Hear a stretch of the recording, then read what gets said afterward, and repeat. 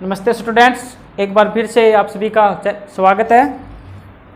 तो 15.1 हमने कर ली है, 15.2 स्टार्ट करेंगे। 15.2 है, उसमें पहले जो फॉर्मूले काम में आएंगे वो एक बार देख लो। तो 15.2 में पहले आएगा त्रिज्यखंड। अब त्रिज्यखंड देखिए पहले तो क्या होता है, फिर इसके फॉर्मूले 2-3 वो देखेंगे। तो एक वृत्त है कोई, उसका केंद्र है O, उसकी त्रिज्या क्या है R। एक और त्रिज्या ले लो R, ठीक है। अब इन दोनों त्रिज्याओं से ये जो खंड बना है, ये जो खंड दिख रहा है आपको, ये है इसका त्रिज्यखंड। इसको बोलेंगे त्रिज्यखंड। यानी त्रिज्यखंड की एक परिभाषा हो सकती है भी, दो त्रिज्याओं द्वारा एक वृत्त का बना खंड है वो त्रिज्यखंड कहलाएगा। अब दो त्रिज्याएं हैं, दो त्रिज्याओं के बीच में कोण कितना मान लो थीटा है।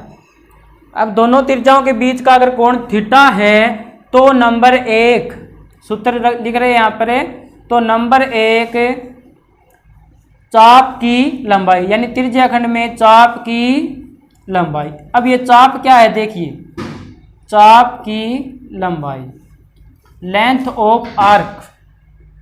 तो दोनों त्रिज्याओं द्वारा इस वृत्त की परिधि कितनी कवर हुई है वो चाप होगा। तो दोनों त्रिज्याएं ये रही, इनके द्वारा वृत्त की परिधि यहाँ से यहाँ तक कवर हो रही है। तो ये इस थीटा कोण द्वारा इस त्रिज्यखंड में चाप की लंबाई है। ये चाप की लंबाई निकालने के लिए फॉर्मूला क्या हो जाएगा, ये क्या है भी परिधि पर है ना। ये अगर परिधि पर है तो फॉर्मूला किस प्रकार याद रखोगे, पहले परिधि का फॉर्मूला रखोगे वृत्त की, तो 2πr, और गुणा में क्या लिखोगे, कोण कितना थीटा, और कुल कोण कितना होता है वृत्त के केंद्र पर है 360। तो वृत्त त्रिज्यखंड है, उसमें चाप की लंबाई आ जाएगी 2πr थीटा बट्टे 360। नंबर 2, त्रिज्यखंड का क्षेत्रफल। अब ये जो आपको छायांकित भाग दिख रहा है उसका क्षेत्रफल निकालने के लिए कौन सा फॉर्मूला यूज करेंगे, तो त्रिज्यखंड का क्षेत्रफल। अब त्रिज्यखंड का क्षेत्रफल एरिया निकालेंगे तो आ जाएगा πr² गुणा थीटा बटे 360। दोनों फॉर्मूले समझ में आ गए। अब इसके अलावा एक और चीज देखिए, भी नोट डाल के लिख लो जाए भी, यदि त्रिज्यखंड में चाप की लंबाई, यदि त्रिज्यखंड में चाप की लंबाई L, ठीक है, चाप की लंबाई L तथा त्रिज्या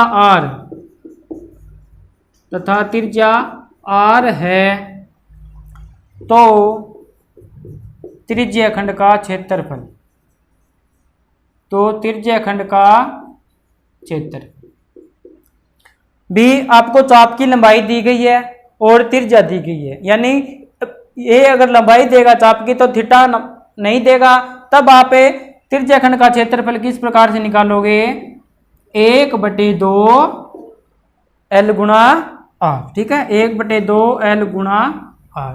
ये फॉर्मूला भी काम आएगा। तो त्रिज्यखंड दो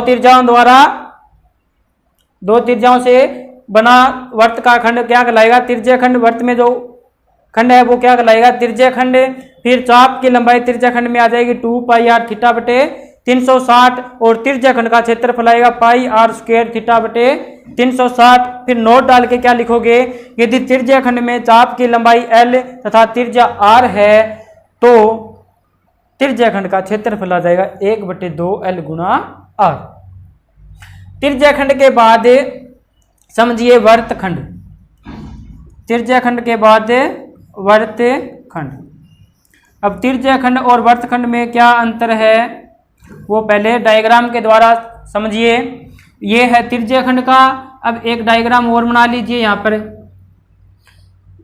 दो त्रिज्या केंद्र से R, ये केंद्र O, ये क्या है, बीच बीच का कोण है थीटा।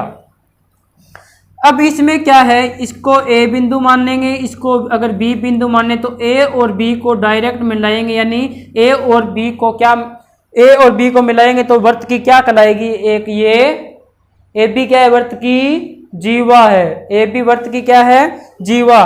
तो ए बी जीवा द्वारा वृत्त का ये क्षेत्रफल कवर हो रहा है ना, ए बी जीवा द्वारा वृत्त का ये क्षेत्र आपको दिख रहा है, ये कहलाता है वृत्तखंड। ये क्या हो जाएगा, वृत्तखंड। अब वृत्तखंड में या किसी वृत्त में जीवा द्वारा संगत बने संगत वृत्तखंड का क्षेत्रफल निकालना आए तो सूत्र क्या लिखोगे, वृत्तखंड का क्षेत्रफल जब निकालना हो, त्रिज्या खंड और वृत्तखंड में अंतर यही है कि त्रिज्या खंड में त्रिज्या और थीटा, यानी त्रिज्या खंड का सीधा जिक्र किया हुआ होगा, और वृत्तखंड वाला जब सूत्र लगाओगे तो इसमें क्या है, जीवा द्वारा या सीधा वृत्तखंड लिखा हुआ आएगा। तो वृत्तखंड का क्षेत्रफल ए है वो हो जाएगा पाई आर स्क्वायर थीटा बटे 360 माइनस आर स्क्वायर बटे 2 गुणा साइन थीटा। ये है भी वृत्तखंड का क्षेत्रफल। ये फॉर्मूले भी इंपॉर्टेंट है भी, इनके आधार पर क्वेश्चन होंगे। तो त्रिज्याखंड और वृत्तखंड के फॉर्मूले कर लिए हमने। अब स्टार्ट करेंगे क्वेश्चन इनके 15.2 स्टार्ट करेंगे। पहला क्वेश्चन है, एक वृत्त की त्रिज्या 7 सेंटीमीटर है तथा चाप द्वारा केंद्र पर बना कोण 60 डिग्री का है, तो चाप की लंबाई ज्ञात करो। भी इसका डायग्राम देखिए, ये एक वृत्त है, मान लो भी ये क्या एक वृत्त है, इसमें ये क्या है त्रिज्या कितनी है 7 सेंटीमीटर और इसका केंद्र है, और इस चाप द्वारा केंद्र पर बना कोण है 60 डिग्री। तो इस चाप की लंबाई ज्ञात करनी है। ये त्रिज्याखंड का भाग है, तो चाप की लंबाई पहले लिख लो जो दिया है, तो दिया है त्रिज्या यानी आर है वो कितनी है 7 सेंटीमीटर। वृत्त की त्रिज्या है वो है 7 सेंटीमीटर तथा कोण यानी थीटा है वो कितना है 60 डिग्री। इसलिए चाप की लंबाई है वो ज्ञात करने के लिए कौन सा सूत्र लगेगा, 2 पाई आर थीटा बटे 360, 2 पाई आर थीटा बटे 360। तो 2 गुणा पाई का मान रखो 22 बटे 7 और आर का मान कितना दिया है 7 गुणा में थीटा कितना होगा 60 और बटे में 360। अब काटना है इसको, तो 7 से 7 काट दो, 0 से 0 काट दो, 6 से 36 कितनी बार है 6 बार। अब ये 2 है वो किसके गुणा में है 2 निचले के, अरे 2 है इसके बटे में 1 लगा सकते हैं ना, तो किसके गुणा में होगा ऊपर वाले के, यानी 2 गुणा 22 ऊपर वाले के गुणा में है, तो 2 से 6 भी कटेगा, कितनी बार है 3 बार। तो क्या आ जाएगा ऊपर बचा 22 नीचे बचा 3, 22 पर 3 का भाग 2 कितना आ जाएगा 3 7 21, 7.33 और केवल चाप की लंबाई है तो सेंटीमीटर। यह आ जाएगी चाप की लंबाई। अब क्वेश्चन नंबर 2 है वो पढ़िए एक बार, क्वेश्चन 2 पढ़िए शाबाश। एक वृत्त की त्रिज्या 10.5 सेंटीमीटर है। एक वृत्त की त्रिज्या यानी दिया है आर कितना है, आर कितना है भी 10.5 सेंटीमीटर है, और क्या दिया है त्रिज्याखंड का कोण कितना है 45 डिग्री है। तो लघु त्रिज्या खंड का क्षेत्रफल ज्ञात कीजिए। लघु त्रिज्या खंड यानी त्रिज्या कितनी है, यहाँ पे लिख दो इसी डायग्राम में 10.5 और कोण है 45 डिग्री। तो लघु त्रिज्या खंड इसका क्षेत्रफल ज्ञात करना है, तो इसका क्षेत्रफल हो जाएगा, यानी लिख दो, यहाँ पे लिख लेते भी, तो त्रिज्या खंड का क्षेत्रफल, त्रिज्या खंड का क्षेत्रफल ए यानी एरिया बराबर पाई आर स्क्वायर थीटा बटे 360, ये तो हो जाएगा इसका फॉर्मूला। अब पाई का मान है वो कितना है 22/7, आर क्वेश्चन में दे रखा है 10.5, स्क्वायर है तो 2 बार लिख लो, गुणा थीटा का मान है 45 और बटे में आएगा 360। अब 10.5 से पॉइंट हटाओगे तो एक छोड़कर पॉइंट है तो नीचे कितना आ जाएगा, एक के आगे 1 0 यानी 10 हो जाएगा। इसी प्रकार यहाँ पर भी कितना आ जाएगा 10। अब ये 45 से 360 काटोगे, पहले 5 से काट लो आसान रहेगा, 5 से 45 कितनी बार कटेगा 9 बार, और 360 है वो कितनी बार कटेगा 72 बार। फिर वापिस 9 1 का 9 9 8 72, नीचे 8 आ गया ऊपर 1 है, ये ध्यान में रखना है। फिर 105 और 10 आपस में 5 से कटेंगे तो 5 दुआ 10 और 21 पंजा 105, इस पर भी 5 का भाग दोगे 2 बार, इस पर 5 का भाग दो कितनी बार है 21 बार, 21 बार कटेगा। अब 7 से 21 कटेगा कितनी बार है 3 बार, और एक बार लिख लो भी, तो 22 गुणा 3 गुणा 21 गुणा यहाँ पे 1/8 और इनके बटे में है 2 और 2। अब 2 से 22 भी काट दो कितनी बार कटेगा 11 बार, तो हमारे पास आ गया 11 गुणा 3 गुणा 21, 11 गुणा 3 गुणा 21 बटे 2 गुणा 8 कितना हो जाएगा 16। अब 11 को 3 से गुणा करो 33 आएगा, 33 को किन से गुणा करना है 21 से, ये आ जाएगा 693, कितना आ जाएगा 693। इस पर भाग देना है 16 का, तो कितना आ जाएगा, पहले जो आएगा 4 बार, 16 चौके 64 बचा 5, 16 तिया 48 बचा 5, वापिस फिर 3 और 1 यानी 43.31 सेंटीमीटर स्क्वायर। ये आ जाएगा दूसरे क्वेश्चन में त्रिज्या खंड या लघु त्रिज्या खंड का क्षेत्रफल कितना आ गया अभी 43.31 सेंटीमीटर स्क्वायर। चलो देखते हैं तीसरा क्वेश्चन 15.2 का। क्वेश्चन नंबर 3, यदि एक त्रिज्या खंड की या एक त्रिज्या खंड में, क्वेश्चन है भी ये, यदि एक त्रिज्या खंड में चाप की लंबाई 12 सेंटीमीटर, चाप की लंबाई 12 सेंटीमीटर तथा त्रिज्या है वो 7 सेंटीमीटर है, तो त्रिज्या खंड का क्षेत्रफल ज्ञात कीजिए। तो त्रिज्या खंड का क्षेत्रफल ज्ञात करो, ठीक है। अब एक फॉर्मूला लिखा था त्रिज्या खंड में, नोट लगा के रे, क्या लिखा था भी, यदि त्रिज्या खंड में चाप की लंबाई L और त्रिज्या R दी गई है तो चाप की लंबाई है वो बन जाएगी 1/2 L गुणा R। तो सॉल्यूशन में क्या लिखोगे, दिया है चाप की लंबाई, दिया है चाप की लंबाई कितना है अभी 12 सेंटीमीटर यानी कैपिटल L, तथा त्रिज्या R है वो कितनी है 7 सेंटीमीटर। इसलिए त्रिज्या खंड का क्षेत्रफल वो आ जाएगा 1/2 L गुणा R। 1/2 L का मान है 12, R का मान है 7, 2 से 12 कटेगा कितनी बार है 6 बार, 6 गुणा 7 यानी 42 सेंटीमीटर स्क्वायर, क्षेत्रफल है तो सेंटीमीटर स्क्वायर। तो चाप की लंबाई 12 है, त्रिज्या 7 है, तो त्रिज्या खंड का क्षेत्रफल आ जाएगा 42 सेंटीमीटर स्क्वायर।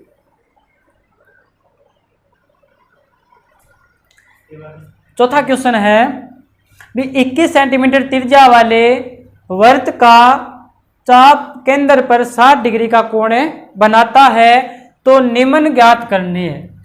इसमें 3 पार्ट है। पहले पार्ट में ज्ञात करनी है चाप की लंबाई। नंबर 2 चाप द्वारा बने त्रिज्यखंड का क्षेत्रफल। और नंबर 3 है संगत जीवा द्वारा बनाए गए वर्तखंड का क्षेत्रफल। ये बातें याद ज्ञात करनी है। तो नंबर 1 पहले लिख लो जो दिया है।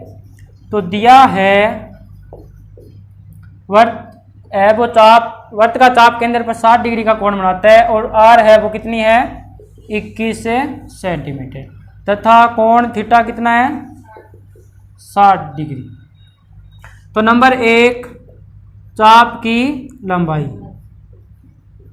चाप की लंबाई, चाप की लंबाई ज्ञात करोगे तो L बराबर सूत्र हो जाएगा 2 पाई आर थीटा बटे 360। मान रखो 2 पाई का मान 22 बटे 7, आर का मान 21 गुणा थीटा का मान 60 बटे 360। 0 से 0 काट दो, 6 से 36 यानी कितनी बार 6 बार, 7 से 21 कितनी बार है 3 बार, 3 से ये 6 भी कटेगा भी, यहाँ पे 3 है तो 3 1 का 3, 3 2 6, फिर वापस 2 से 2 भी कटेगा, केवल बचा 22 सेंटीमीटर। यानी चाप की लंबाई नंबर 1 आ गई 22।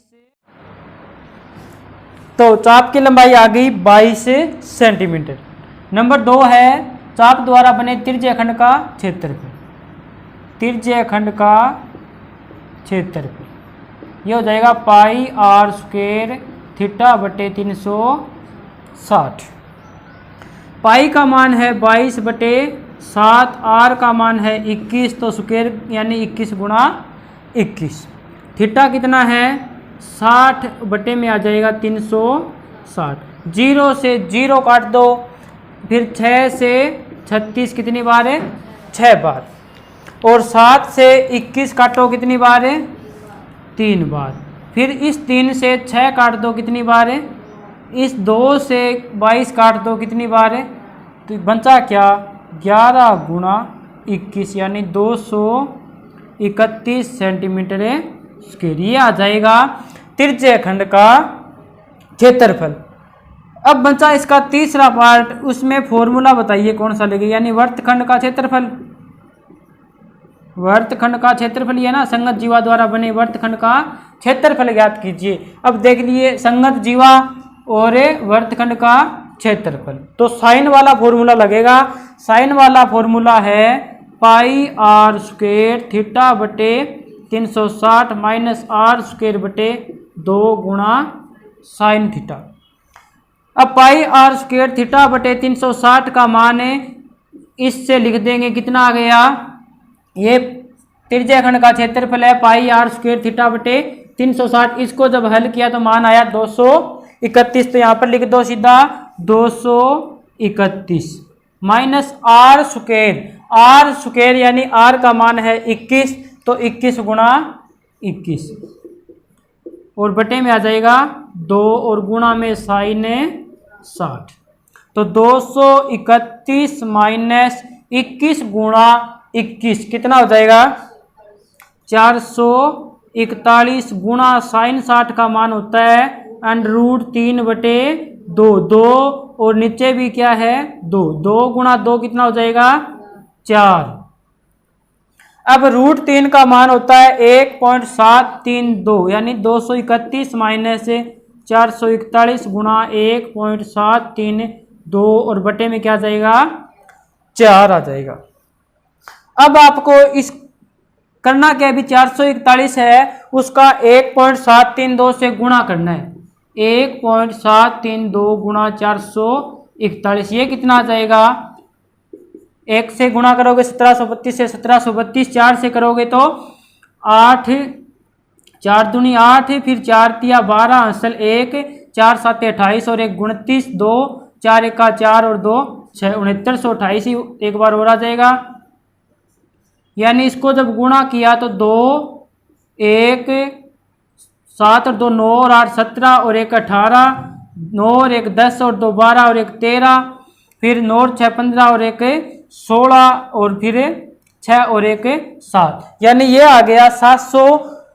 3 छोड़कर पॉइंट लगानी है तो आ गया 763.812। इस पर 4 का हमें भाग देना है, तो जब 763.812 पर 4 का भाग देंगे तो क्या आएगा, देखिए 4 1 का 4, बचा 3, उतारा 6, 4 निमा 4 को 9, 36 पर 4 का 9 बार भाग जाएगा ना, तो 4 निमा 36, बचा 0, उतारा क्या 3, 3 पर 4 का भाग नहीं जाएगा 0, फिर वापस पॉइंट लग जाएगा 8, फिर यहाँ पे कितनी बार भाग जाएगा 9 बार, 36 कितना बचा 2, उतारा 1, वापस कितनी बार है 4 5 या 20, यानी 190.95 लगभग आएगा। तो यहाँ पर कर देंगे हमें, ये ऊपर लिख रहे हैं अभी, तो 231 माइनस 190.95, यानी संगत वर्तखंड का क्षेत्रफल है वो 231 माइनस 190.95 करोगे तो कितना आ जाएगा, ये घटाओगे तो बचेगा 40.05 सेंटीमीटर स्क्वायर।